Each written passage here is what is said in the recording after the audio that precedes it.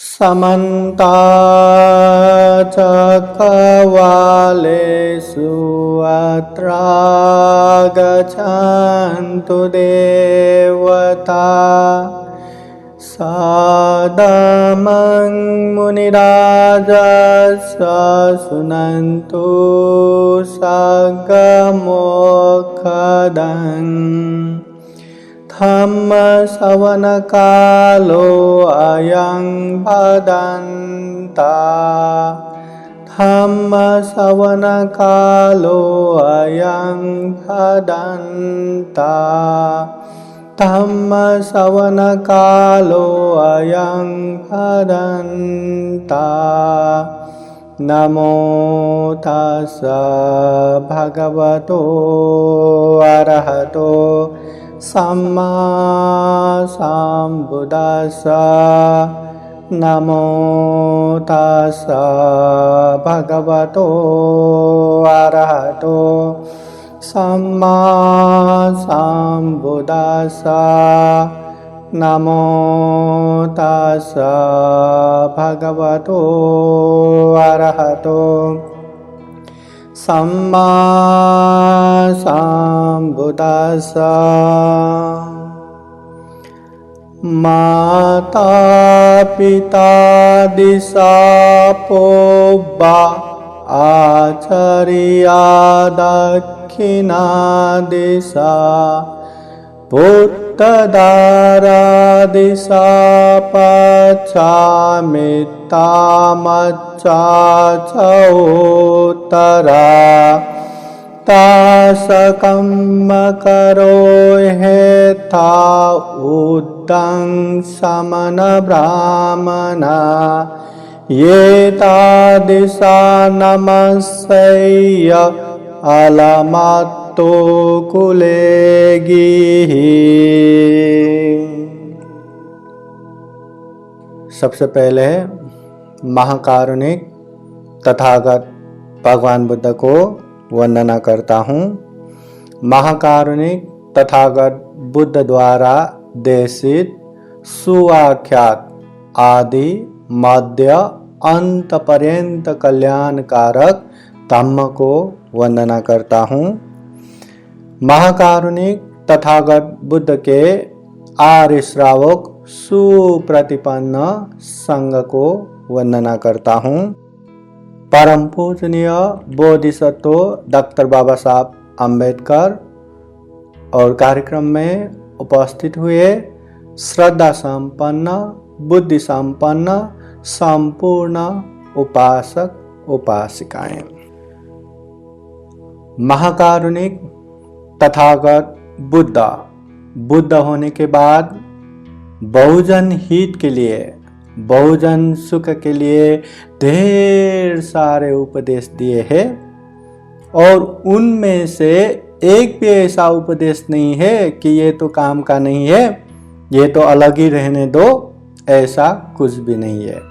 हर उपदेश महत्वपूर्ण है, हर उपदेश कल्याणकारी है। इसके बावजूद भी हम सारे के सारे बुद्ध के उपदेश को जानते रहना, सीखते रहना, कंठस्थ करते रहना तो जिंदगी निकल जाता है। इसलिए ये दुर्लभ, ये अमूल्य, ये सर्वश्रेष्ठ मानव जीवन को सफल और सार्थक बनाने के लिए जो महत्वपूर्णों में से भी और महत्वपूर्ण और जीवन के और उपयोगी उपदेशों को जानना है, समझना है और पालन भी करते जाना है। पालन करेंगे, उत्तीर्ण होंगे तो ही जीवन में सुख आने वाला है, शांति आने वाला है। तो तथागत बुद्ध के ऐसे ही अनगिनत उपदेशों में विशेषतः गृहस्थ में रहने वाले, जिसे उपासक उपासिकाएं कहते हैं, तो गृहस्थों के लिए तथागत बुद्ध ने कुछ नेम बताया है, कुछ कर्तव्य बताया है।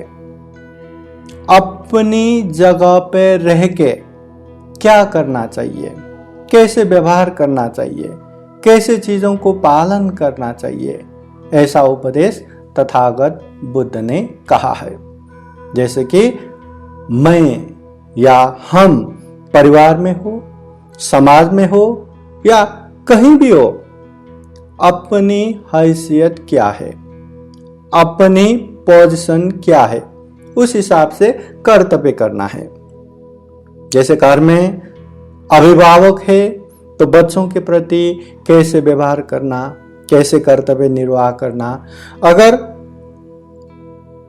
अपने अभिभावक भी है या माता पिता है तो उनके प्रति कैसे व्यवहार करना, कैसे कर्तव्य निर्वाह करना।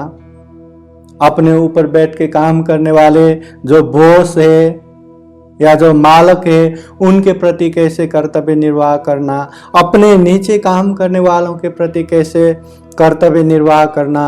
अपने मित्र रहता है तो वो मित्रों के प्रति कैसे कर्तव्य निर्वाह करना। और जो पूजनीय व्यक्ति है, जिसे श्रमण कहते हैं, जिसे पूजनीय संघ कहते हैं, भिक्षु कहते हैं, उन लोगों के प्रति कैसे कर्तव्य निर्वाह करना। तो अपनी जगह पे रह के जो अपना कर्तव्य पालन करना है, जो नियम पालन करना है, उसे ही तथागत बुद्ध ने गृहस्थ कर्तव्य के रूप में उपदेश दिया है। अब ये गृहस्थ कर्तव्य क्यों चाहिए? अगर ये गृहस्थ कर्तव्य पालन नहीं किया तो क्या होगा? अगर ये गृहस्थ कर्तव्य पालन किया तो क्या होगा? तथागत बुद्ध ने बिना वजह बिना कारण कोई भी उपदेश ऐसे ही नहीं देते। या तो लोगों के हित उपकार के लिए उपदेश देते हैं, या लोगों के जिज्ञासा शांत करने के लिए उपदेश देते हैं, या भविष्य में जाके इसका बहुत उपयोगी होने वाला है इसलिए उपदेश देते हैं। तो ये गृहस्थ नियम हमें इसलिए भी चाहिए क्योंकि हर कोई यहाँ जीवन में सुख के साथ रहना चाहते हैं, आनंद के साथ जीना चाहते हैं। ज्यादा तकलीफें लेके, ज्यादा पीड़ तनाव लेके, ज्यादा अनेक तरह के दुख तकलीफ लेके कोई भी नहीं जीना चाहते। हर कोई अपने को अच्छे व्यवहार करे, अच्छे मित्र समान व्यवहार करे, प्रिय व्यवहार करे, हर कोई चाहता है। मगर हम अपना कर्तव्य पालन करेंगे, हम अपना नियम पालन करेंगे या अपनी व्यवहार भी वैसे ही अच्छे रखेंगे तो सामने से भी वैसा ही रिएक्शन या प्रतिक्रिया आएगा। तो उसके लिए यह गृहस्थ कर्तव्य जरूरी है। अगर हम ये नियम पालन नहीं करेंगे, अपने कर्तव्य पालन नहीं करेंगे तो सामने वाले से भी हमें अच्छा प्रतिक्रिया आए, हमें बहुत सम्मान मिले या प्रिय व्यवहार करे, ऐसा नहीं हो सकता। इसलिए गृहस्थ जीवन सुख शांतमय बनाने के लिए तथागत बुद्ध ने यह गृहस्थ कर्तव्य का उपदेश दिया। वैसे तथागत बुद्ध ने गृहस्थों के लिए या उपासक उपासिकाओं के लिए ढेर सारा उपयोगी उपदेश दिया है। गृहस्थ कर्तव्य करके त्रिपिटक साहित्य में या भगवान बुद्ध के उपदेशों में गृहस्थ कर्तव्य करके उपदेश नहीं आते, मगर अपनी जगह पे रह के कैसे व्यवहार करना है उसके विषय में यहाँ उपदेश आते हैं। तो ऐसे ढेर सारे उपदेश दिए हैं। वो उपदेशों में जाएंगे तो यहाँ समय बहुत कम पड़ेगा। फिर भी ये उपासक उपासिकाओं में कैसा गुण धर्म होना चाहिए, ऐसा एक बुद्धवाणी जो त्रिपिटक के सुत्त पिटक अंतर्गत खुदक निकाय के एक ग्रंथ मिलिंद प्रश्न, तो मिलिंद प्रश्न की एक बात है यहाँ बताता हूँ। विशेषतः गृहस्थाश्रम में रह के 10 नियम पालन करना चाहिए या उपासक उपासिकाओं में कम से कम ये 10 गुण धर्म होना चाहिए, ऐसा अरहत भिक्षु नागसेन राजा मिलिंद को बताते हैं।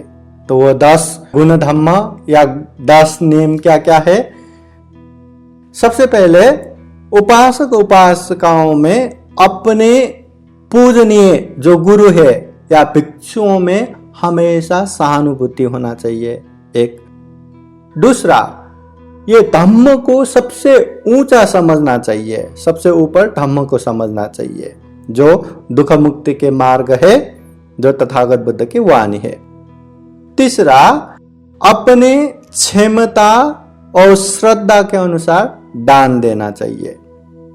चौथा, धम्म कभी भी नीचे गिरे या कोई भी इसका आलोचना करे तो इसको जैसे भी हो पूरा शक्ति लगा के इसको उठाना चाहिए। पांचवा, सत्य धारण करने वाला होना चाहिए। अच्छा है करके ढूंढ नहीं रहना, सत्य को धारण करना। छठा, ये मन में ज्यादा जिज्ञासा उत्पन्न करके, कौतूहल उत्पन्न करके दूसरे मत या दूसरे धम्म में नहीं फंसना चाहिए। सातवां, शरीर वचन जो बाहर से दिखता है, हर किसी को दिखता है, ये शरीर और वाणी को संयम करना चाहिए या पंचशील पालन करना चाहिए। आठवां, शांति चाहने वाला होना चाहिए। शांति, खुद भी शांत पूर्वक रहे, दूसरों को भी शांत पूर्वक रहने दे। 9, एकता प्रिय होना चाहिए। ज्यादा मतलब भीड़ में जाके ज्यादा बातें करके ऐसे नहीं, एकांत मन को संयमित बना के। और 10वां है, केवल दिखाने के लिए, केवल आडंबरी के लिए मैं धार्मिक हूं, मैं धम्म पालन करता हूं, ऐसा नहीं होना चाहिए। सही रूप में बुद्ध धम्म संघ के शरण में जाना चाहिए, बुद्ध धम्म संघ को मानना चाहिए। ये 10 मिलिंद प्रश्न में आता है। तो हम ये सारे जो उपासक उपासिकाओं के लिए तथागत बुद्ध ने उपदेश दिए हैं, इन चीजों को छोड़ के, विशेषतः उपासक उपासिकाओं के लिए तथागत बुद्ध ने जो गृहस्थ उपदेश दिया है, जो मूल त्रिपिटक के सुत्त पिटक अंतर्गत दीघ निकाय ग्रंथ आता है। तो दीघ निकाय ग्रंथ में एक सूत्र आता है, सिंगाल सूत्र या सिगालोवाद सूत्र भी कहते हैं। उसके विषय में आप लोगों को बताता हूं। सबसे पहले एक कहानी जो तथागत बुद्ध के समय के है, इसके विषय में आप लोगों को बताता हूं। तथागत बुद्ध होने के बाद सबसे पहले बुद्ध गया से ऋषिपतन मृगदावन सारनाथ में जाके धम्मचक्र प्रवर्तन किया, और उसके बाद तथागत बुद्ध राजा बिंबिसार को उद्देश्य करके मगध के राजधानी राजगिरी की तरफ चले। और वहीं तथागत बुद्ध को राजा बिंबिसार ने सबसे पहला बिहार वेनुवन बिहार दान दिया था, और तथागत बुद्ध वहां बहुत समय तक रहे। यही वेनुवन विहार में तथागत बुद्ध रहते समय की एक घटना है। राजगृह नगर में तथागत बुद्ध के उपदेश सुन के ढेर सारे लोगों ने धम्म को जान लिया था, धम्म चक्षु प्राप्त किया था। दुख मुक्ति के जो मार्ग फल है, श्रोतापत्ति, सकिटागामी, अनागामी, अरहत फल प्राप्त किए थे। राजगृह नगर में एक ऐसे परिवार था जो पति पत्नी, जो परिवार के मूल जो है, दोनों तथागत बुद्ध के उपासक उपासिका थे। तथागत बुद्ध के उपदेश सुन के सभी दुखों से मुक्त जो मार्ग फल है, उनमें पहला मार्ग फल श्रोतापति फल में प्रतिष्ठित हो चुके थे। अभी श्रोतापति फल में प्रतिष्ठित होने के बाद बुद्ध के प्रति, धम्म के प्रति, संघ के प्रति कभी भी शंका उपशंका नहीं रहता। दृढ़ श्रद्धा और विश्वास रहता है, और शील को कभी भी नहीं बिगाड़ता। उनके एक पुत्र थे, एक बेटा था। माता पिता बुद्ध के उपासक उपासिका बन के दुख मुक्ति के पहला मार्ग फल श्रोतापति फल में प्रतिष्ठित हो चुके थे, मगर उनके पुत्र कभी न विहार में जाते थे, न बुद्ध को मिलते थे, न बुद्ध के अग्र श्रावक सारिपुत्र मौदगल्यायन या महाकाश्यप भंते से मिलते थे, या अपने घर में या आजू बाजू आए तो भी दर्शन करते थे। उनको पसंद ही नहीं था बुद्ध के पास जाना, बुद्ध के उपदेश सुनना, धम्म की अभ्यास करना। जवान था, अपने दोस्तों के साथ यहां वहां घूमना, मजा करना, उसी में उसको अच्छा लग रहा था। और तथागत बुद्ध के पास या भिक्षुओं के पास जाए भी क्यों? वहां गए तो कोई स्वतंत्रता नहीं, फ्रीडम नहीं। वहां जाने के बाद ऐसे सिकुट के बैठना पड़ता है। जब तक धम्म देशना समाप्त नहीं होता ध्यान से रहना पड़ता है। न उठ के जाना, न हलचल करना, न ये करना, न वो करना, कुछ भी नहीं है। और जाने के बाद भी ये मत करो, वो मत करो, ये करो, वो करो, अनेक अनेक नियम बांट देते हैं। फिर क्यों जाए? अपने दोस्त है, हाँ, दोस्तों के साथ यहाँ वहां घूमना, मजे करना, उसी में अच्छा लग रहा है तो क्यों जाए? तो उसके पुत्र कभी भी न बुद्ध के पास जाते थे, न भिक्षुओं के पास जाते थे, न विहार में जाते थे, न मिलते थे। मगर श्रोतापति फल में पहुंच के माता पिता अपने पुत्र को अच्छा बनाने के लिए, अपने पुत्र को भी ज्ञान मार्ग में प्रतिष्ठित करने के लिए बार बार बारंबार बोलते थे, हे प्रिय पुत्र, तुम तथागत बुद्ध के पास जाओ। अगर तथागत बुद्ध के पास जाना अच्छा नहीं लगता तो सारिपुत्र भंते के पास जाओ। अगर सारिपुत्र भंते के पास भी जाना अच्छा नहीं लगता तो महाकाश्यप भंते के पास जाओ, विहार जाओ, धम्म की उपदेश सुनो, धम्म को पालन करो। इससे तुम्हारी जीवन हमेशा हमेशा के लिए सुखमय शांतमय होना है। जीवन के लिए अच्छे अच्छे धम्म देशना ही सुनने को मिलना है, कल्याण होगा, जाओ। मगर माता पिता की बातें कभी वो सुनते ही नहीं थे। हमेशा कहते थे नहीं, मुझे नहीं जाना, न बुद्ध के पास जाना, न संघ के पास जाना, न विहार में जाना, कभी भी माना ही नहीं। बार बार बारंबार बोल बोल के थक गए, अभी बोलना ही क्या करे। पर माता पिता है, अपने पुत्र के प्रति असीम मैत्री करुणा है। जैसे हम दुख मुक्त मार्ग फल में प्रतिष्ठित हुए, वैसे ही अपने पुत्र भी ज्ञान मार्ग में प्रतिष्ठित हो, उसको भी धम्म में प्रतिष्ठित हो, ऐसा हमेशा चाहा। इसलिए समय समय पे बोलते गए, मगर पुत्र ने कभी सुना नहीं। अभी समय ऐसा आ गया कि माता पिता बीमार हो गया, बीमार होके ऐसी अवस्था आ गया कि जीवन के अंतिम कगार पे आ गया, अभी मरने जैसी हालत हो गया। ऐसे समय में अपने पुत्र को बुला के असीम करुणा मैत्री पूर्वक बोलते हैं, हे पुत्र, हमने जिंदगी भर तुम्हें यहां जाओ, वहां जाओ, विहार जाओ, बुद्ध के पास जाओ, संघ के पास जाओ, धम्म ग्रहण करो कहते गए, पर कभी तुमने माना नहीं। अब हमारी अंतिम अवस्था आ गया, हम मरने वाले हैं। तो ऐसे समय में कम से कम एक अंतिम वचन तो मानोगे, अंतिम वचन तो पालन करोगे।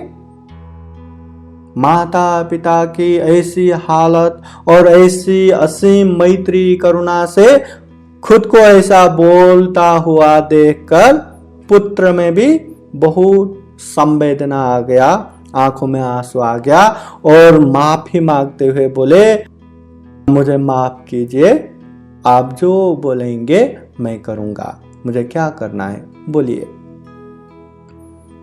माता पिता ज्ञान मार्ग में प्रतिष्ठित हो चुके थे। दूर तक सोच के उन्होंने बोला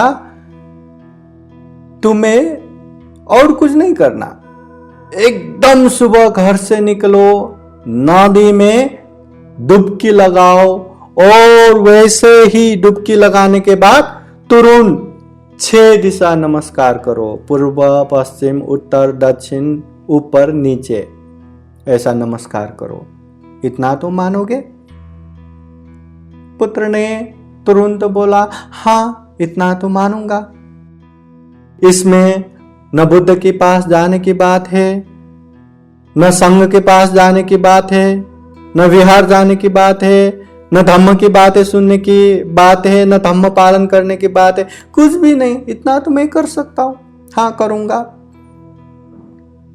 और माता पिता ने भी दूर तक सोच के ये बोला था, क्योंकि उन लोगों को लगा था मेरे पुत्र ऐसे सुबह सुबह नदी में डुबकी लगा के 6 दिशा नमस्कार करते रहेंगे तो एक न एक दिन तथागत बुद्ध के असीम करुणा में, महाकरुणा समापति ध्यान में एक न एक दिन मेरे पुत्र आएंगे। तब तथागत बुद्ध आके पुत्र से पूछेंगे ये तुम क्या कर रहे हो? पुत्र को तो कुछ भी पता नहीं। फिर जाके तथागत बुद्ध कुछ उपदेश देंगे और वो उपदेश समझ के अपने पुत्र धम्म में प्रतिष्ठित होंगे। तो ऐसा समझ के अपने पुत्र को ये बात बोले थे। समय होने के बाद दोनों का मृत्यु भी हो गया। अभी वो जो गृहपति पुत्र या जिसे सिंगाल पुत्र भी कहते हैं, तो वो सिंगाल पुत्र अभी क्या करने लगे, हर दिन माता पिता के वचन अनुसार सुबह सुबह नदी में जाते थे, डुबकी लगाते थे और भीगे भीगे कपड़ों में ही 6 दिशा नमस्कार करते थे, पूर्व पश्चिम उत्तर दक्षिण ऊपर नीचे, हमेशा नमस्कार करते थे। तो ऐसे ही उसका समय बीतता गया। महाकारुणिक तथागत बुद्ध के दैनिक चर्या में एक चर्या ये भी है कि सुबह और शाम अपने महाकरुणा समापति ध्यान से ऐसे लोग को देखते थे। सुबह के समय में दूर से नजदीक नजदीक नजदीक नजदीक और शाम के समय में नजदीक से दूर दूर दूर दूर ऐसे देखते थे कि आज मैं किसके पास जाऊं तो वो ज्ञान प्राप्त कर सकेगा, या किसका पुण्य संस्कार है, किसका पारमिता है, जिसके पास मैं जाऊंगा तो वो ज्ञान प्राप्त करेगा, धर्मचक्षु प्राप्त करेगा, या दुख मुक्त मार्ग फल में प्रतिष्ठित होगा, या उसका हित कल्याण होगा। ऐसा हमेशा हर दिन तथागत बुद्ध ध्यान से करुणा दृष्टि से देखते थे। एक दिन महाकारुणिक तथागत बुद्ध के करुणा दृष्टि में वो सिंगाल पुत्र गृहपति आई गया। तो तथागत बुद्ध सुबह सुबह पात्र चीवर लेके राजगृह के तरफ भिक्षाटन जाते हैं, और भिक्षाटन होने के बाद जहां सिंगाल गृहपति पुत्र नदी में डुबकी लगा के 6 दिशा नमस्कार कर रहा था, वहां पे पहुंच जाते। तो वहां पहुंचने के बाद तथागत बुद्ध उनसे पूछते हैं, हे गृहपति पुत्र ये तुम क्या कर रहे हो? तो वो बोलते हैं, भो भगवान मुझे तो कुछ भी पता नहीं, बस मरते समय मेरे माता पिता ने मुझे ये वचन दिया था कि हर दिन सुबह नदी में जाके डुबकी लगाना है और 6 दिशा को नमस्कार करना है, इसलिए मैं हर दिन ये कर रहा हूं। तो तथागत बुद्ध कहते हैं ये 6 दिशा नमस्कार करने के लिए भी आर्य जन अलग से करते हैं, ऐसा नहीं करते। तो सिंगाल पुत्र को थोड़ा कौतूहल जागता है, अच्छा तो भो भगवान, ये आर्यजन ये 6 दिशा कैसे नमस्कार करते हैं, आप बताएंगे तो मुझे भी समझ में आएगा। तो तथागत बुद्ध ने उस समय सिंगाल गृहपति पुत्र को कहते हैं, ये 6 दिशा आर्यजन कैसे नमस्कार करते हैं। सबसे पहले 4 प्रकार के कर्म क्लेश को त्यागना है। दूसरा 4 प्रकार के पाप कर्म को छोड़ना है। तीसरा 6 प्रकार के संपत्ति विनाश होने के कारण को त्यागना है। ये 4 4 6 ये 14 प्रकार के अकुशल कर्म को त्याग के जो बुरे मित्र है उससे दूर रह के जो अच्छे असल मित्र है उसके साथ रह के ये 6 दिशा अच्छे से समझ के नमस्कार करना है। और 6 दिशा नमस्कार करने का भी तथागत बुद्ध ने उसका ये 6 दिशा का मतलब ये है करके सारे समझाते हैं। समझा के जो दिशा हम नमस्कार करते हैं वो दिशा का अर्थ ये है और वहां रह के अपना कर्तव्य इस तरह पालन करना चाहिए। इस तरह तथागत बुद्ध गृहस्थ में जो जैसा जगह है जहां रहते वहां रह के अपना कर्तव्य कैसे पालन करना उसके विषय में पूर्णतः उपदेश देते हैं। ये उपदेश सारा उपदेश सुनने के बाद वो सिंगाल पुत्र का हृदय भर भर के आता है, उसको समझ में आता है। फिर तथागत बुद्ध के सामने हाथ जोड़ के त्रिबार वंदना करके बताते हैं कि वो भगवान आश्चर्य है, अद्भुत है। जैसे औंधे को सीधा करते हैं, थके को उगाड़ देते हैं, भूले को रास्ता बतला देते हैं, अंधकार में तेल का प्रदीप जला देते हैं, जिससे आंखें जिसके पास है वो सब कुछ अच्छे से देखते हैं। वैसे ही आपने अच्छे से मुझे धम्म की बातें बताए। मैं आज से जीवन भर आप बुद्ध के धम्म के संग के शरण में आता हूं। आज से मुझे उपासक के रूप में ग्रहण कीजिए करके खुश होके बुद्ध धम्म संग के शरण में जाते हैं। तो इस तरह माता पिता जिंदगी भर उसे विहार जाओ, बुद्ध के पास जाओ, संघ के पास जाओ, धम्म सुनो, धम्म ग्रहण करो, बताते बताते भी सही रास्ते में नहीं ला पाया। मगर एक उपाय कौशल्य कि मरते समय में ये करेंगे तो एक न एक दिन बुद्ध का नजर पड़ ही जाएंगे करके एक चीज करने के लिए बोले, सुबह नदी में डुबकी लगा के 6 दिशा नमस्कार करना। तो वो करते करते तथागत बुद्ध मिलन हो गया। तथागत बुद्ध से बात करके उपदेश सुन के सही में वो उपासक भी बन गए, बुद्ध धम्म संघ के शरण में भी गए और धर्म में प्रतिष्ठित भी हो गए। ये जो सिंगाल पुत्र को तथागत बुद्ध ने जो उपदेश दिया है, जिसे गृह विनय के रूप में या गृहस्थ कर्तव्य के रूप में जो पाली साहित्य में आता है, तो ये क्या है, अभी हम थोड़ा सा इसी के विषय में चर्चा करेंगे। तथागत बुद्ध ने 6 दिशा नमस्कार करने से पहले ये 4 प्रकार का कर्म क्लेश, 4 प्रकार का पाप कर्म और 6 प्रकार के संपत्ति विनाश के कारण त्यागने के लिए बोले। ये जो सिंगाल पुत्र को तथागत बुद्ध ने जो उपदेश दिया है, ये पाली साहित्य में त्रिपिटक के, सुत्त पिटक के दीघ निकाय ग्रंथ में आता है। ये सिंगालोवाद सूत्र के रूप में या सिंगालक सूत्र के रूप में या सिंगाल सूत्र के रूप में भी इसका नाम आता है। तो ये 4 प्रकार के कर्म क्लेश क्या है? ऐसा कर्म, ऐसा काम जिससे मन में क्लेश उत्पन्न करता है, वो 4 प्रकार के कर्म क्लेश। वो 4 प्रकार के कर्म क्लेश क्या है? पानातिपातो कम्म क्लेशो, जो लोगों को हिंसा करते हैं, मारते हैं, ये पहला कम्म क्लेश है। दूसरा अदिन्नादानं कम्म क्लेशो, कि जो बिना दिए लेते हैं, उठाते हैं या चोरी करते हैं, ये दूसरा कम्म क्लेश है। तीसरा कामेषु मिथ्याचारो कम्म क्लेशो, जो काम मिथ्याचार करते हैं, जो व्यभिचार करते हैं, जो परस्त्री परपुरुष गमन करते हैं, ये तीसरा कर्म क्लेश है।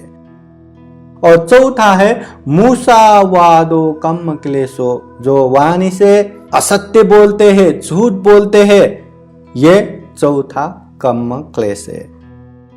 तो ये 4 प्रकार के कर्म क्लेश को त्यागना है।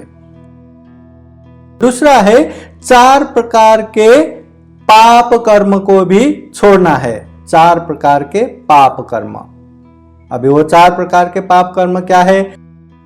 छंदा गतिं गच्छन्तु पाप कर्मं करोति, ये छंद के वश में जाके, ये राग के वश में जाके, ये प्रेम के वश में जाके लोग अनेक तरह का अकुशल काम करते हैं, तो ये पहला पाप कर्म है।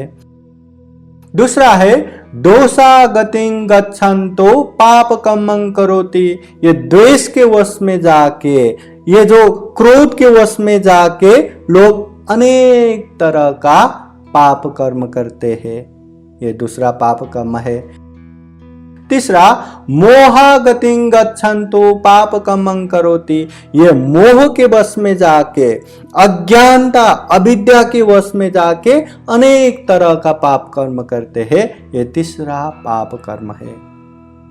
और चौथा है भया गतिं गच्छन्तो पाप कर्मं करोति, ये भय के वश में, जो डर त्रास कि वो मुझे क्या करेगा, वो मुझे क्या बोलेगा, मुझे दंड देगा, जान से मार देगा, तो ऐसे डर त्रास की वजह से भी लोग अनेक पाप कर्म करते हैं, ये चौथा पाप कर्म है। तो ये 4 पाप कर्म भी छोड़ना है। ये 4 प्रकार का कर्म क्लेश छोड़ना है, 4 प्रकार का पाप कर्म छोड़ना है। और तीसरा है 6 प्रकार का जो संपत्ति विनाश के कारण है, उसको भी छोड़ना है। संपत्ति विनाश के 6 कारण दीघ निकाय के मूल सूत्र में वो 6 प्रकार का कैसे बोला है? सबसे पहले मद्यपान आदि, जो सुरापान नशालु पदार्थ जो सेवन करते हैं, ये पहला संपत्ति विनाश के कारण है। दूसरा है समय बेसमय, हर समय यहां वहां घूमते रहना, यह संपत्ति विनाश के दूसरा कारण है। तीसरा है ये जो सामाजिक अनेक तरह के नृत्य, अनेक तरह के गीत, वो जो कार्यक्रम रहता है ना, ऐसे चीज में अति आसक्त होके हमेशा भाग लेते रहना, ये भी संपत्ति विनाश के कारण है। चौथा है ये जो जुआ या जो प्रमाद होने की जो अनेक तरह के खेल है, पत्ते खेलना, जुआ खेलना, ऐसे चीज खेलते रहना, आसक्त होना, ये भी संपत्ति विनाश के कारण है। 5वां जो पापी मित्र है, जो गलत काम में साथ देने वाला, गलत काम सिखाने वाला जो पापी मित्र है, ऐसे मित्रों का संगत करना, ये भी संपत्ति विनाश के कारण है। और छठा है हमेशा आलस होना, नहीं अभी नहीं, बाद में करेंगे, आज बहुत लेट हो गया, कल करेंगे, ऐसा हर तरह से जो आलस करता है, ये भी संपत्ति विनाश के कारण है। ये 6 प्रकार के संपत्ति विनाश के कारण को भी छोड़ना चाहिए। यहाँ पे तथागत बुद्ध ने संपत्ति विनाश के ये 6 कारणों को सिर्फ बताया नहीं, इससे आगे जाके हर एक कारण का दुष्परिणाम भी बताया है। जैसे अमल नशा पदार्थ सेवन करने से कैसे संपत्ति विनाश होता है, इसके विषय में भी बताया है। समय बेसमय यहां वहां घूमते रहने से कैसे संपत्ति विनाश होता है, इसके विषय में भी बताया है। तो इसका भी हम संक्षिप्त में चर्चा करेंगे। सबसे पहले सुरापान मद्य पदार्थ सेवन करने से क्या होता है, तथागत बुद्ध ने 6 दुष्परिणाम बताया है। तो सबसे पहले मद्यपान सेवन करने से तत्काल धन की हानि होता है, क्योंकि फ्री में मिलता नहीं, पैसा तो गया। 2, परिवार में कलह वृद्धि होता है। अभी पी के आने के बाद तो परिवार में झगड़ा ही होना है, कलह ही होना है। 3, अनेक रोगों का कारण बनता है। शरीर में हर तरह का रोग उत्पन्न होता है सुरापान करने से। 4, ये सुरापान सेवन करने से मन में लाज और शर्म ही खत्म हो जाता है। मतलब गलत काम करने में हमें लाज आता है ना, कि ये करूंगा तो लोग क्या बोलेंगे, ये करूंगा तो लोग क्या करेंगे, इसलिए हम गलत काम नहीं करते, पाप काम से थोड़ा दूर रहते हैं। मगर ये मद्य पदार्थ सेवन करने से वो लाज और शर्म ही खत्म कर देता है। ऐसे लोग कुछ भी कर सकते हैं। 5वां है यश और सम्मान नाश होता है। हमारा यश कीर्ति सब खत्म हो जाता है। हर कोई है वो पीने वाले, वो ऐसे वाले, वो वाले करके गलत नाम लगाएंगे, तो यश कीर्ति सब खत्म। और 6 है स्मृति भ्रंश होता है। हमारा जो स्मरण शक्ति है वो भी खत्म होता है। तो ऐसे दुष्परिणाम है, इसलिए तथागत बुद्ध ने ये सुरापान सेवन मत करो। सुरापान सेवन करने से पैसा भी खत्म होता है, जो है उसे भी नहीं बचा सकता और जो नहीं है उसे भी नहीं कमा सकता। इसलिए ये अमल नशापता सुरापान सेवन नहीं करना चाहिए। दूसरा है ये समय बेसमय जो विकाल समय में घूमते रहते हैं, उसका भी 6 दुष्परिणाम है। समय बेसमय घूमते रहने से कैसे दुष्परिणाम आता है, तो सबसे पहले खुद ही असुरक्षित रहता है, कब कहां क्या होगा कुछ भी पता नहीं। दूसरा, अपने घर में जो परिवार है, स्त्री पुत्र है, वो भी असुरक्षित रहता है, खुद तो बाहर बाहर घर में क्या हो रहा है, क्या चल रहा है कुछ भी पता नहीं। तीसरा, उसके धन का भी सुरक्षा नहीं होता, धन भी असुरक्षित होता है, कोई भी चुरा के ले सकता है, कोई भी लूट के ले जा सकता है। और चौथा, अशुभ कर्म होने की शंका ज्यादा बढ़ता है, कहीं भी कुछ भी हो गया, अरे ये यहाँ पे देखा था इसी ने किया होगा, कोई भी गलत काम हुआ तो उसी के सर पे आ जाता है। 5वां, उस पर चोरी आदि मिथ्या आरोपों का लगना ज्यादा संभावना रहता है। कहीं कुछ भी चोरी हो गया, कहीं कुछ भी हो गया, अरे इसे देखा था, ये होगा वो होगा। और 6था, बहुत सारे संकटों का सामना करना पड़ता है। यहाँ वहां जाते रहेंगे, कहीं एक्सीडेंट हो सकता है, दुर्घटना हो सकता है, कहीं झगड़ा हो सकता है, कहीं कुछ भी हो सकता है। तो ऐसे घूमते रहने से घर में धन का सुरक्षित भी नहीं कर सकता, पैसा भी नहीं कमा सकता और धन का हानि हो जाता है। इसलिए विकालचर्या या समय बेसमय घूमते रहना ये भी संपत्ति विनाश के कारण है। तीसरा है, जो हर तरह का नाच गान आदि कार्यक्रम है, ऐसे में फंसते रहना, ऐसे में आसक्त होके घूमते रहना, ये भी संपत्ति विनाश के कारण है। इससे क्या होगा, तथागत बुद्ध ने 6 कारण, 6 दुष्परिणाम बताया है। पहला, आज कहाँ पे कार्यक्रम है, कहाँ पे नृत्य है, कहाँ पे गायन है, वो ढूंढते रहेगा। दूसरा, आज कहाँ पे गाना है। तीसरा, आज कहाँ पे वाद्य वादन है या बजाने वाले ऐसे म्यूजिक कार्यक्रम है। चौथा, आज कहीं पे ये जो कवि कथा ऐसे बताने की जगह है। या 5वां, पानी स्वर या ताल देकर जो नाचते हैं कथक नृत्य जैसा, ये कहाँ है।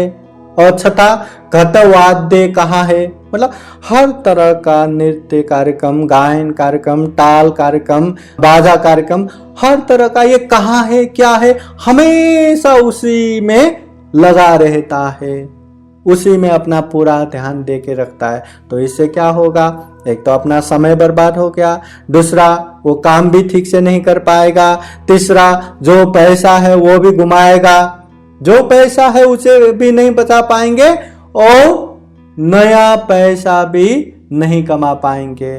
तो इससे भी संपत्ति विनाश हो जाता है। तो ये भी संपत्ति विनाश के कारण है। चौथा है, ये जो प्रमाद होने की चीज, जुआ पत्ता, ऐसा खेलने से भी संपत्ति विनाश होता है। इसका दुष्परिणाम तथागत बुद्ध ने 6 बताया है। तो 6 दुष्परिणाम क्या है? एक, जुए में या ऐसे पत्ते में जो जीतेंगे तो दूसरों के मन में वैर उत्पन्न हो जाता है, क्लेश या क्रोध उत्पन्न हो जाता है। दूसरा, अगर हार भी जाएंगे तो जो पैसा गया, जो धन गया, उसके बहुत चिंता होके दुखी हो जाएगा। तीसरा, उसका देखते ही देखते जो पैसा है, धन है, वो खत्म हो जाएगा। चौथा, कोई भी सभा समारोह में गए तो भी उसको कोई भी विश्वास नहीं करता, उसकी बातें नहीं सुनता। 5, मित्रों और साथियों से जो धन अभाव के कारण जो दोस्त है, उन लोगों के बीच में भी वो हमेशा तिरस्कार होता है, मतलब उसको सम्मान नहीं मिलता। और छठा है, ऐसे खेलने वालों के, ऐसे जुए पत्ते खेलने वाले जुआड़ियों के घर में कोई भी अपने घर की लड़कियां शादी के लिए देते भी नहीं और उसके घर से शादी के लिए लेते भी नहीं। ये भी बहुत बड़ा हानि हो गया। अपने बेटी या अपने बेटे का शादी करने के लिए भी, विवाह करने के लिए भी बहुत बड़ी समस्या खड़ा हो जाता है, समाज में तिरस्कृत हो जाता है, कोई भी उसको सम्मान नहीं करता। तो ऐसे में जो धन है वो भी खत्म और जो नया धन है वो भी नहीं बना सकता। ये भी धन हानि का कारण हो गया। 5वां, जो संपत्ति विनाश के कारण, जो पापी मित्र के संगत करने से भी संपत्ति विनाश होता है। अभी पापी मित्र के संगत करने से 6 दुष्परिणाम होता है। वो क्या क्या है? तो उसको मित्र भी ऐसे ही मिलेगा। कैसे मित्र मिलेगा? एक धूर्त मित्र मिलेगा, दूसरा ये मध्यकारक मित्र मिलेगा जो नशा पताई सेवन करने वाला, तीसरा मध्यम मित्र मिलेगा, चौथा कृतज्ञ मित्र मिलेगा, मतलब अच्छा किया करके कभी खुश नहीं होने वाला, हमेशा गलत याद करके गलत करने की मनसा रखने वाला, और 5 जिसे वंचक कहते हैं, जो ठग तरीके का मित्र मिलेगा, और छठा है जो हत्यारे, गुंडे, ऐसे मित्र मिलेगा। तो ऐसे मित्र मिलने से जो जैसा मित्र है वो वैसे वैसे कामों में ही लेके जाएगा, खींच खींच के लेके जाएगा। तो इससे जो पैसा धन है वो भी खत्म हो जाएगा, नया धन भी नहीं बना पाएगा और ये दुर्लभ जीवन में बहुत बड़ा हानि हो जाएगा। तो ये भी संपत्ति विनाश के कारण है। और छठा संपत्ति विनाश के कारण है आलस होना। आलस होने से जो धन है वो भी खत्म हो जाएगा, नया धन भी नहीं कमा पाएंगे। इसलिए आलस के 6 दुष्परिणाम तथागत बुद्ध ने कहा है। तो आलस लोग कैसे काम से अलग रहते हैं? सबसे पहले तो आज बहुत ही ठंडा है, बहुत सर्दी है, कल करेंगे, तो वो काम को छोड़ देता है। फिर दूसरा, नहीं आज तो खूब गर्मी है, कल करेंगे, तो वो भी आलस करता है। तीसरा, आज बहुत ही लेट हो चुका है, कल करेंगे, तीसरा। चौथा, नहीं आज बहुत ही जल्दी है, थोड़ी देर बाद करेंगे, आलस। 5वां, आज बहुत भूख लगा है, बाद में करेंगे। और छठा, आज बहुत पेट भर के खाना खाया, पेट भरा भरा है, बाद में करेंगे। तो इस तरह आलस करने वाले, आज गर्मी है, सर्दी है, आज जल्दी है या लेट हो गया, या भूख लग रहा है, या बहुत पेट भरा है, ऐसा करके जो काम करना चाहिए वो काम भी नहीं करेगा, नया काम भी नहीं ढूंढेगा, इससे जो पैसा है वो भी खत्म हो जाएगा, जो नया आर्जन करने वाला पैसा वो भी नहीं मिलेगा। तो ये भी संपत्ति विनाश के कारण है। तो ये 6 संपत्ति विनाश के कारण को भी छोड़ना चाहिए, ये तथागत बुद्ध के उपदेश है। और इसके बाद तथागत बुद्ध कहते हैं 4 प्रकार के जो मित्र रूपी शत्रु है उसे पहचान करना है, उसे छोड़ना है, और जो अच्छे मित्र है, सही मित्र है, उसे पहचान करके उसे साथ में रखना है। तो जीवन में यह भी बहुत काम आता है। तो इसके विषय में भी तथागत बुद्ध कहते हैं, अगर अपने मित्रों में या अपने दोस्तों में अगर 4 तरह का ऐसे व्यवहार है तो समझ लीजिए ये मित्र नहीं, मित्र रूपी शत्रु है। तो तथागत बुद्ध ने वो 4 बातें क्या बताया? 1 नंबर, परधन हारक, हमेशा जो दूसरों का ही पैसा लेने की इच्छा करने वाला, ये मित्र रूपी शत्रु है। दूसरा, बातें बनाने वाला, सिर्फ बातें ही बनाता है, काम कुछ नहीं करता, यह भी मित्र रूपी शत्रु है।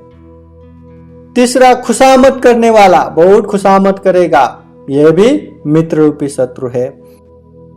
और चौथा है, जो हानिकारक काम है ऐसे कामों में साथ देने वाला, चाहे मारने वाला हो, चोरी करने वाला हो, जितने भी अकुशल है या खुद का परिवार का हानि होने वाले जितने भी काम है, ऐसे काम में साथ देने वाला, ये भी मित्र रूपी शत्रु है, इसे याद करना चाहिए। अभी इसको भी अच्छे से समझने के लिए तथागत बुद्ध फिर कहते हैं, यह परधन हारक मित्र कैसा है, जो दूसरों का पैसा लेने वाले, उसको पहचान कैसे करेंगे? तो तथागत बुद्ध ने 4 बातें बताया है उनको जानने के लिए। 1 नंबर, ये केवल परधन हारक रहता है, दूसरों का पैसा ही लेता है। दूसरा, ये थोड़ा देके ज्यादा लेने की इच्छा करता है। तीसरा, ये दूसरों के लिए बड़े उत्पादन होने वाला काम करता है। और चौथा, केवल धन प्राप्ति के लिए ही मैत्री करता है, मतलब पैसा मिलेगा करके वो लोभ से ही मैत्री रखता है, अपनापन दिखाता है। तो ये परधन हारक मित्र, मित्र रूपी शत्रु। दूसरा है, केवल बातें बताने वाले मित्र कैसे रहता है? वो लोग हमेशा बीती हुई बातों को प्रशंसा करके करता रहता है, ऐसा हुआ था, वैसा हुआ था, या तो आगे ऐसा होगा, वैसा होगा, अनेक अच्छे अच्छे बातें करके प्रशंसा करता रहता है। 3 नंबर, जो निरर्थक है, काम का ही नहीं, ऐसी बातें बता बता के प्रशंसा करता है। और चौथा, यह वर्तमान के कार्यों में अनेक भी भय दिखाता है, मतलब बीते हुए बातों की प्रशंसा करेगा, जो होने वाले बातों की प्रशंसा करेगा, या अनेक निरर्थक बातें करेगा, मगर वर्तमान समय में केवल भय दिखाएगा, साथ नहीं देगा। तो ऐसे लोगों को तथागत बुद्ध ने केवल बातें बनाने वाले मित्र है, इसे भी मित्र रूपी शत्रु समझना चाहिए। ये तथागत बुद्ध के उपदेश है। उसके बाद खुशामदी करने वाले ऐसे लोगों को कैसे पहचान करेगा, कैसे पहचान करना, उसमें भी 4 बातें तथागत बुद्ध ने बोले। 1, वो गलत कामों में करो करो करके अनुमति देता है। दूसरा, अच्छे कामों में भी करो करो करके अनुमति देता है। तीसरा, सामने खूब प्रशंसा करता है और पीछे पीछे खूब निंदा करता है। तो ये खुशामदी करने वाला, मतलब अच्छा करना है करो करो, बुरा करना है करो करो। और संपत्ति नाश में सहायक मित्र कैसा रहता है? कि वो शराब जैसे पीने की चीज में बहुत साथ देता है, असमय जो समय बेसमय घूमने में साथ देता है, जो नृत्य गीत ये कार्यक्रम होता है ऐसे कार्यक्रम देखने में साथ देता है, जुआ आदि जो गलत फैलने की चीज है, प्रमाद होने की चीज है, ऐसों में साथ देता है, मतलब जो गलत गलत कामों में साथ देता है, ये भी मित्र रूपी शत्रु समझना चाहिए, इससे दूर रहना चाहिए।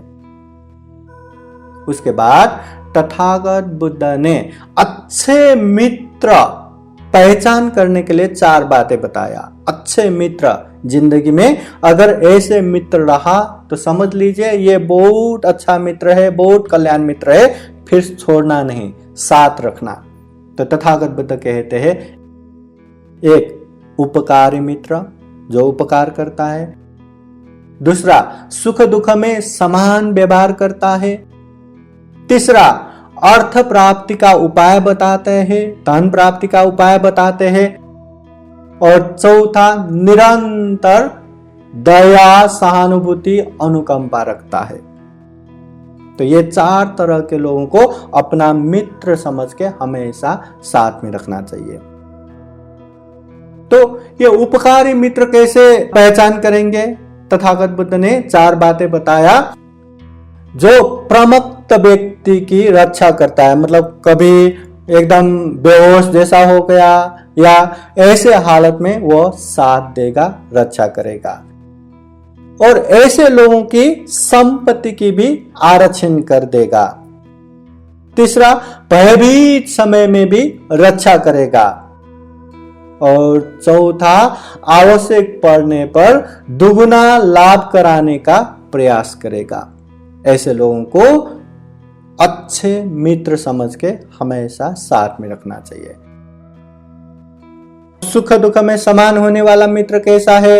हाँ, 1 नंबर, इसे अपनी गोपनीय बात बताता है, मतलब वो हमें गोप्य बातें भी बताता है, अपनी बातें भी गुप्त रखता है, किसी को बताता नहीं, संकट काल में छोड़ के नहीं जाता, और चौथा, जीवन भर हर तरह के साथ देने के लिए हमेशा तैयार रहता है। तो ऐसे सुख हो या दुख हो, साथ देने वाले मित्र को अच्छे मित्र समझ के हमेशा साथ में रखना चाहिए। हितवादी मित्र कैसा रहता है? तथागत बुद्ध ने हितवादी मित्र पहचान करने के लिए 4 बातें बताए। जैसे पाप कर्मों से हमेशा दूर रहने का सलाह देता है, अच्छे कर्मों में हमेशा लगे रहने का सलाह देता है, जो पता नहीं है ऐसी अच्छे अच्छे बातें, अच्छे अच्छे विद्या सिखाता है, और चौथा, जो सुगति जाने वाला, जो धम्म की बातें बताता है। ये हितवादी मित्र। और अंत में अनुकंपक मित्र, अनुकंपा रखने वाला मित्र कैसा रहता है? तथागत बुद्ध ने 4 बातें बताया। एक में वो मित्र के पास संपत्ति न होने से प्रसन्न नहीं होता। दूसरा, संपत्ति होने से प्रसन्न होता है। तीसरा, उसकी निंदा करने वाले को रोकता है, और चौथा, प्रशंसा करने वालों से प्रसन्न होता है, मतलब हमेशा अनुकंपा रखता है। ऐसे मित्र को सही मित्र समझ के साथ में रहना है। फिर तथागत बुद्ध 4 प्रकार के कर्म क्लेश, 4 प्रकार के पाप कर्म, 6 प्रकार के संपत्ति विनाश के जो कारण है, इसको छोड़ना चाहिए। ये 14 प्रकार का जो अकुशल है उसको छोड़ना चाहिए। जीवन में सही मित्र को समझ के साथ में रखना चाहिए, मित्र रूपी शत्रु को दूर करना चाहिए।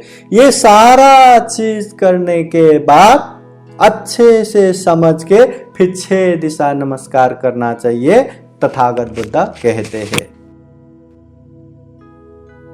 महाकारुणिक तथागत बुद्ध ने जो गृहस्थाश्रम में रह के जो अपना नियम पालन करना है उसके विषय में जो 6 दिशा जो नमस्कार करते हैं उसका अर्थ तथागत बुद्ध कहते हैं। तो 6 दिशा नमस्कार का अर्थ क्या है? जैसे हम ये पूर्व की दिशा में देख के खड़ा हो जाता है, तो ऐसा याद करेंगे, पूर्व जो सामने का पूर्व दिशा है वो हमसे पहले आया है, तो इसलिए पूर्व दिशा नमस्कार का मतलब माता पिता को नमस्कार करना है। पश्चिम जो पीछे है, तो पीछे आने वाले बोले तो अपना परिवार, अपना पुत्र, तो उन लोगों को नमस्कार, मतलब जो अपना कर्तव्य है वो कर्तव्य निर्वाह करना। दक्षिण, दक्षिण बोले तो अपना राइट हैंड समान, तो राइट हैंड समान बोले तो जो अच्छे बातें बताने वाले, जो आचार्य गुरु है, जो टीचर्स है, उन लोगों को नमस्कार करना बोले तो अपना कर्तव्य निर्वाह करना। लेफ्ट हैंड समान जो उत्तर दिशा है, अपना मित्र, जो जिंदगी में हर समय साथ देने वाले जो कल्याण मित्र है, उनको नमस्कार करना मतलब अपना कर्तव्य निर्वाह करना। नीचे की दिशा में जो नमस्कार करते हैं, नीचे बोले तो अपने नीचे रह के काम करने वाले, जो नौकर हो या कामदार हो, ऐसे लोगों को नमस्कार करना मतलब उन लोगों के प्रति भी कृतज्ञ होके अपना कर्तव्य निर्वाह करना। और जो ऊपर की दिशा में नमस्कार करना मतलब क्या है, अपने से ऊपर जो शीलवान गुणवान है, जो श्रमण ब्राह्मण है, या जो पूजनीय भिक्षु संघ है, धम्म है, उन लोगों को नमस्कार करना मतलब जो अपना कर्तव्य है वो कर्तव्य निर्वाह करना। तो ये 6 दिशा नमस्कार याद करने के लिए आसान है। पूर्व दिशा में देख के खड़े रहेंगे तो अपने से पहले आने वाला पूर्व दिशा माता पिता, पीछे आने वाला परिवार हो गया, ये राइट हैंड समान टीचर्स हो गया, और लेफ्ट हैंड समान अपने दोस्त मित्र हो गया, नीचे काम करने वाला, ऊपर जो अच्छे धम्म की बातें बताने वाले, जीवन में मार्ग निर्देशन करने वाले, ये श्रमण भिक्षु। तो इस तरह 6 दिशा। अब ये 6 दिशा नमस्कार करने का मतलब केवल नमस्कार ही करके बैठना, ये तथागत बुद्ध का उपदेश नहीं है। नमस्कार करने का मतलब भी जो अपने आचरण व्यवहार से जो कर्तव्य पालन करना है वो कर्तव्य निर्वाह होना चाहिए, तब जाके सही रूप में नमस्कार है। तो माता पिता को नमस्कार करना बोले तो माता पिता के प्रति कर्तव्य निर्वाह करना, परिवार को नमस्कार करना बोले तो परिवार के प्रति कर्तव्य निर्वाह करना, गुरु आचार्यों को नमस्कार करना बोले तो उनके प्रति कर्तव्य निर्वाह करना, और दोस्तों को नमस्कार करना बोले तो दोस्तों के प्रति कर्तव्य निर्वाह करना, नौकर चाकर या कामदार को नमस्कार करना बोले तो उनके प्रति कर्तव्य को निर्वाह करना, और जो पूजनीय श्रमण भिक्षुओं को नमस्कार करना बोले तो उनके प्रति अपना कर्तव्य निर्वाह करना। और ये कर्तव्य अपने जगह में रह के जहां जैसा है उस तरह से कर्तव्य निर्वाह करना, यही गृहस्थ कर्तव्य है, गृही विनय है, जो तथागत बुद्ध ने कहा है। अब इसको ध्यान से सुनिए, संक्षिप्त में पॉइंट ही बताता हूं। सबसे पहले पूर्व दिशा रूपी माता पिता को नमस्कार करना बोले तो 5 तरह का कर्तव्य निर्वाह होना चाहिए, ये तथागत बुद्ध ने उपदेश दिया है। तो सबसे पहले पतो ने परिसामी, मतलब ये माँ बाप ने मेरा भरण पोषण किया है, बचपन से लेके मुझे ये क्षमतावान बनाया है, तो मेरा ये कर्तव्य है मैं उनका भी भरण पोषण करूं, अच्छे से सेवा करूं। एक दूसरा है, इन्होंने मेरा जीवन भर अनेक तरह से कार्य किया है, तो मैं भी माता पिता का हर तरह का कार्य जितना बनता है मैं करके दूं। तीसरा, इन्होंने मेरा कुल वंश चलाया है, तो मैं भी इनका कुल वंश चलाऊंगा, कभी बेइज्जत होने नहीं दूंगा, कभी अपमान नहीं होने दूंगा, कभी कलंक नहीं लगने दूंगा। और चौथा, इन्होंने मुझे उत्तराधिकारी सौंपा है, अतः मैं भी दायाद्य का प्रतिपादन करूंगा, मैं भी उसको अच्छे से पालन करूंगा।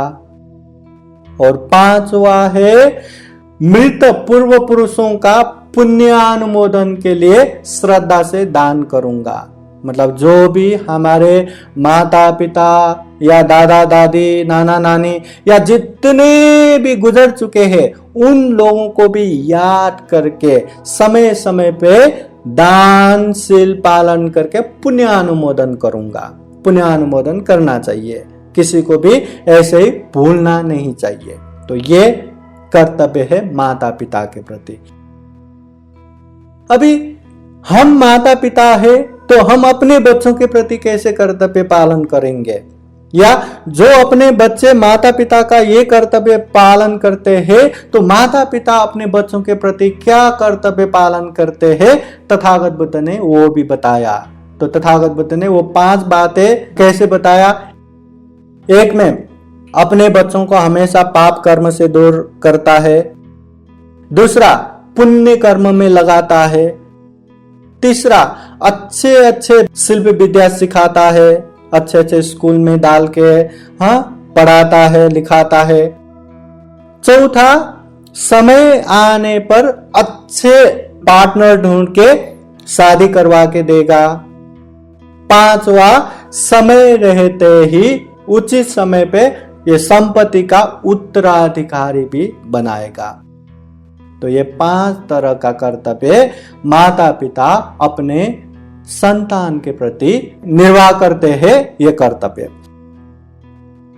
तो वैसे ही ये दक्षिण दिशा रूपी आचार्य गुरु के प्रति नमस्कार करने का मतलब 5 तरह का कर्तव्य पालन करना है। वो 5 तरह का कर्तव्य क्या क्या है। उत्थानेन, तत्परता के साथ प्रत्युप्रस्थान करना, सेवा करना। उपत्थानेन, एकदम अनेक तरह से सेवा करके जो कर सकता है, जो क्षमता है, उससे सेवा करना चाहिए।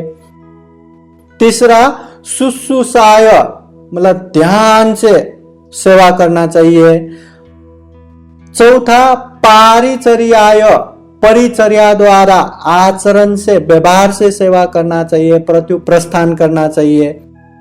और पांचवा, सक्कचंग शिल्पपति गहने न, सत्कार पूर्वक शिल्प विद्या ग्रहण करके प्रत्युप्रस्थान करना चाहिए, सेवा करना चाहिए। मतलब जो सिखाता है उसको ईमानदारी पूर्वक मेहनत के साथ सीखना चाहिए।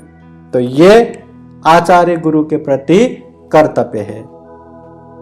तो आचार्य गुरु अपने शिष्यों के प्रति क्या कर्तव्य निर्वाह करता है।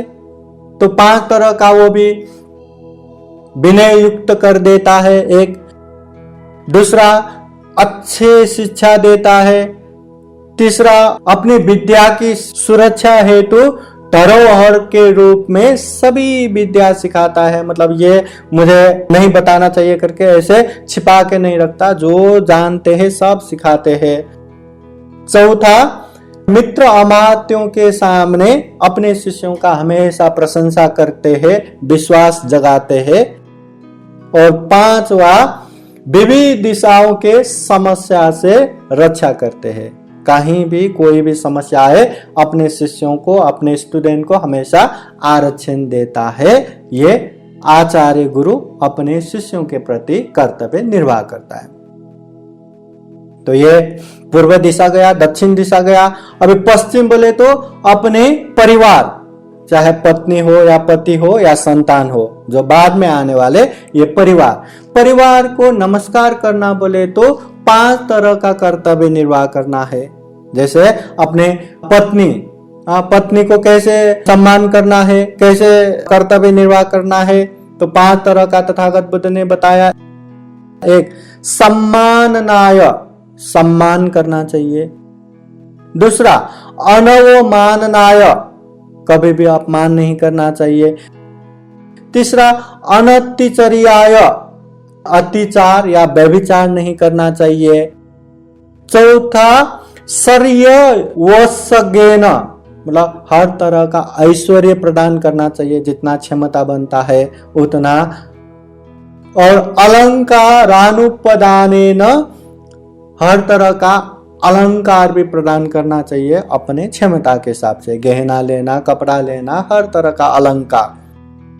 तो ये पूर्व दिशा रूपी परिवार के प्रति जो कर्तव्य निर्वाह करना है।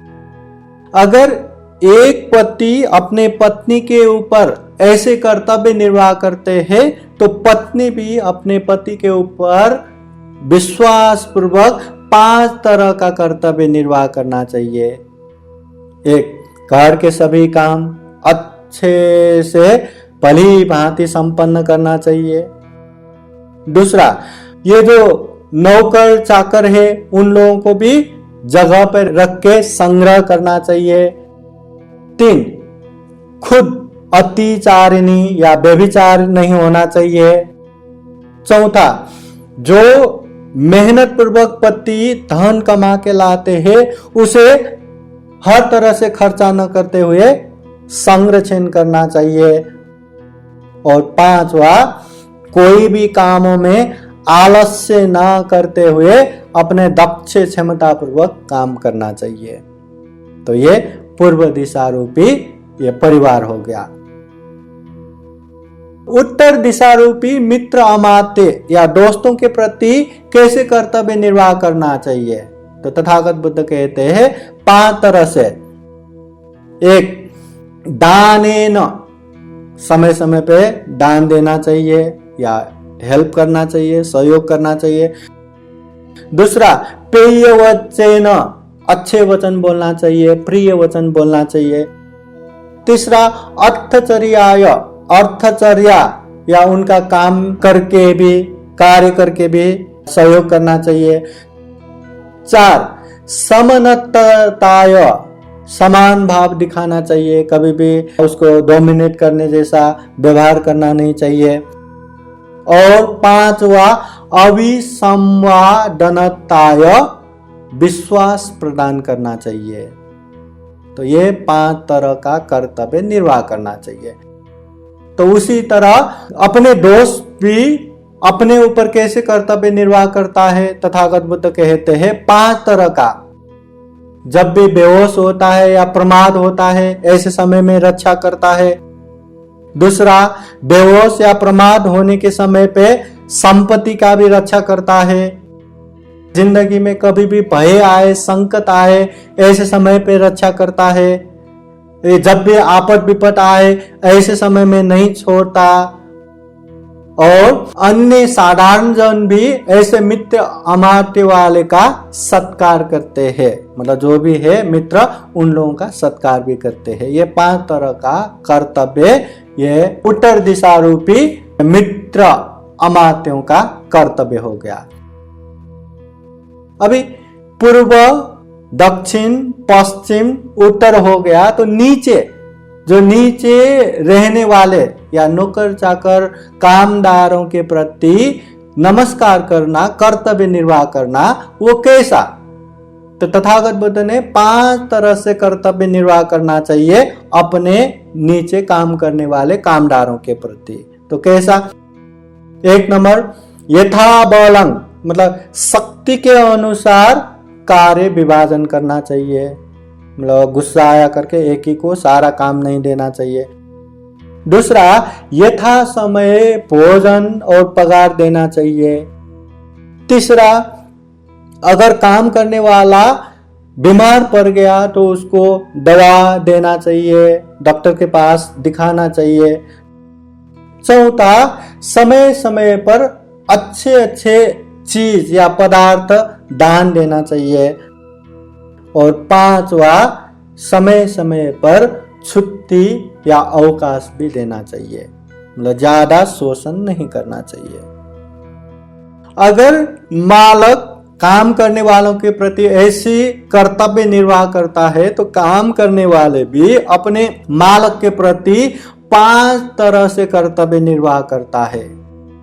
1, मालिक से पहले सोकर उठता है, ये पहला। मालिक के सो जाने पर ही सोता है, ये दूसरा। दिए हुए का ही लेता है, मतलब चोरी नहीं करता, बिना पूछे कोई भी सामान नहीं लेता। चौथा, कार्यों को भली भांति पूर्ण करता है, आलस नहीं करता है, जो भी काम दिया अच्छे से करता है। और पांचवा, बाहर के कोई भी लोग आए तो अपने मालिक के हमेशा प्रशंसा करता है, निंदा नहीं करता, ऐसे वैसे करके निंदा नहीं करता, प्रशंसा करता है। ये अपने मालिक के प्रति जो कामदार है उन लोगों का कर्तव्य हो गया। नीचे वालों का ऐसा है, तो ऊपर रहने वाले, ये श्रमण ब्राह्मण हो या भिक्षुजन हो, उन लोगों के प्रति कैसे अपना कर्तव्य निर्वाह करना, नमस्कार करना, मतलब कैसे कर्तव्य निर्वाह करना। तथागत बुद्ध ने 5 तरह का कर्तव्य बताया है। 1 नंबर, मेट्टेन काय कम्मेन, मैत्री भाव युक्त, ये कायिक कर्म से, ये जो शरीर से अच्छे काम करके। दूसरा, मैत्री भाव युक्त वाचिक कर्म से, मुंह से भी अच्छे अच्छे ही बोल के। तीसरा, मैत्री भाव युक्त मानसिक कर्म से, ये जो मन से भी हर तरह के गलत ना सोच के मैत्री पूर्वक अच्छे तरह से ही कर्म करके। चौथा, उनके लिए अपने घर का द्वार सदा खुला रख के, घर में कभी भी आए दान देना, ये जो भी पदार्थ दान देना, भोजन देना, हमेशा द्वार खुला रख के। और पांचवा, खाद्य भोज्य वस्तुओं से दान से, हर तरह का खाना देना हो या उनको जो जरूरत पड़े वो सहयोग करना हो, इस तरह दान दे के सेवा करना चाहिए, ये जो ऊपर रहने वाले श्रमण भिक्षुओं के प्रति।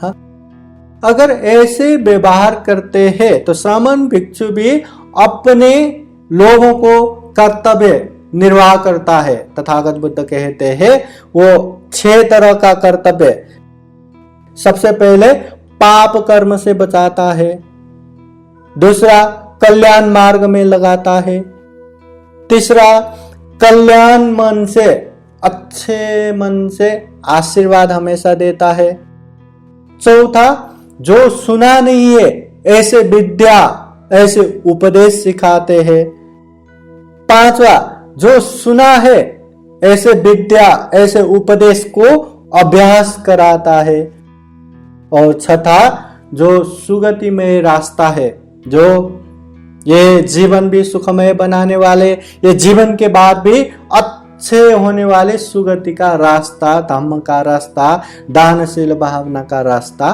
वो बताता है। तो इस तरह भिक्षुजन अपने कुल पुत्रों के प्रति ऐसे कर्तव्य निर्वाह करता है, तो कुल पुत्र भी अपने श्रमण भिक्षुओं के प्रति या ऊपर रहने वाले जो शीलवान गुणवान है उनके प्रति अपना कर्तव्य निर्वाह करना चाहिए।